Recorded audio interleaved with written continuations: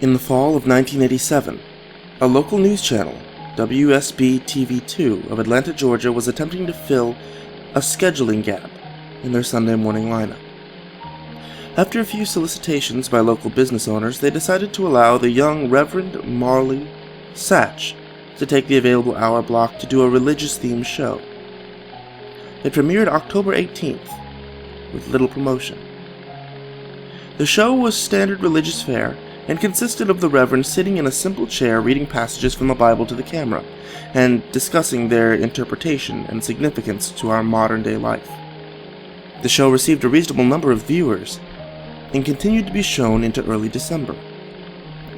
It was then that the studio began to receive extremely strange complaints from viewers of Words of Light with Reverend Marley Satch. The calls were from women, and women only, who vaguely referred to uncomfortable feelings that they had at very specific intervals during the program. They described feelings of nausea, back pain, dizziness, and blurred vision. These callers, for no discernible reason, were convinced that it was the viewing of this program that was causing these symptoms. It was later determined, after 3 weeks of complaints, that these feelings were happening at roughly 12-minute intervals during the course of the program. The small studio staff checked all recording equipment, both audio and video, and found nothing faulty. When the Reverend was made aware of these incidents, he merely shrugged and stated cryptically that some can't handle the voice of God. The head of the studio, at a loss to explain the cause of these complaints, decided to continue running the program. By February, viewership had dropped sharply, and it was decided to pull the plug on the show. The studio head figured that it would be more prudent to spend as much time as possible on the news story that had the other two local news networks buzzing: a miscarriage epidemic. Starting sometime in November, the number of healthy pregnant women miscarrying in the Atlanta metropolitan area had reached over 300. The CDC could find no discernible cause for this terrifying occurrence. The Reverend took the show's cancellation with what he could only be described as an abject indifference. When informed, he made no protest, merely nodded, almost knowingly. He left the studio after the last episode was filmed without so much as a word, and dropped off the face of the earth. No one ever heard from him again, not his former congregation or any member of the church. The studio moved on, filling the slot with an infomercial, and continued to concentrate on the miscarriage story. A year and a half later, an intern with the WSB studio discovered the tapes of the Word of Light and began going through them in an attempt to find stock footage for an upcoming piece the station was doing on the impact religion had on society.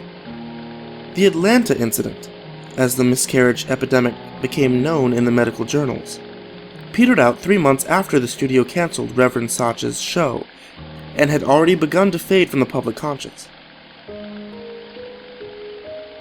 As the intern went through the tapes, he accidentally made a disturbing discovery about the footage.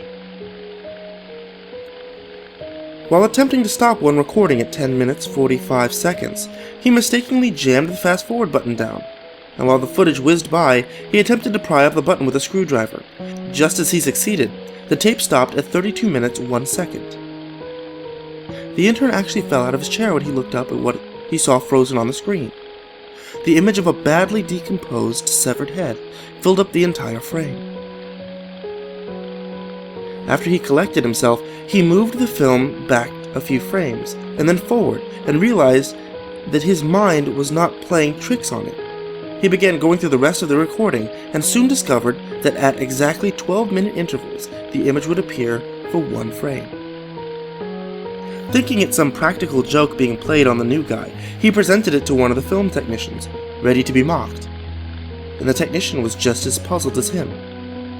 No one had touched the footage since the cancellation of the show, and after the studio had closed for the night, the intern convinced the tech to help him go through all of the tapes of the Word of Light, and they discovered that every single episode had the same horrifying anomaly. They all realized that as the show progressed, the image had become more disgusting, as maggots began to eat away at those loose flesh pieces of hair and skin seemed to have fallen off exponentially. The tech made clear to the intern that what they were seeing was technically impossible, since the film itself showed absolutely no signs of splicing, and he himself had been at every filming of the show, and knew of no time when this image could have been inserted into the frame. All of this was presented to the studio head, who feared some kind of backlash over allowing this to get on the air, or ordered all the tapes destroyed. He told the intern and tech that he had no interest in knowing who did it at this point, only that covering their collective asses is all that's important now. And he demanded that they mention this to no one. The tech easily moved on, remembering the incident as a darkly funny personal anecdote, but the intern wouldn't let it go. He made copies of as many tapes as he could before they were wiped, and took them to see if he could find anything else in them that might point to who did this or why they would. A week later, he attempted to rope the tech into helping him again, saying that he believed that he had discovered something even more disturbing than the images themselves. When the single frames were edited together in chronological order, the head's mouth appeared to be moving, as if trying to form words. The tech feared for his job and told him to get rid of the copies and not talk about it again.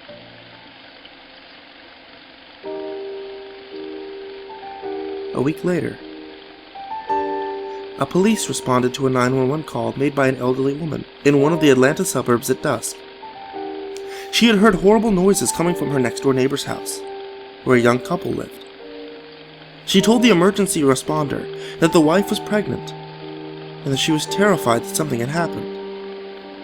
When the officer had arrived on the scene 20 minutes later, they found no lights on in the windows and the front door ajar. They moved in slowly and made their way into the living room. Inside, they found a young woman, dead, with her abdomen slashed open. The wound was jagged, and a trail of blood led from the body to the couch on the far end of the room. And there sat her husband, the studio intern, naked, the corpse of his unborn child at his feet, dying. And in his hand he held a rusty piece of metal siding that he had used to gut his pregnant wife.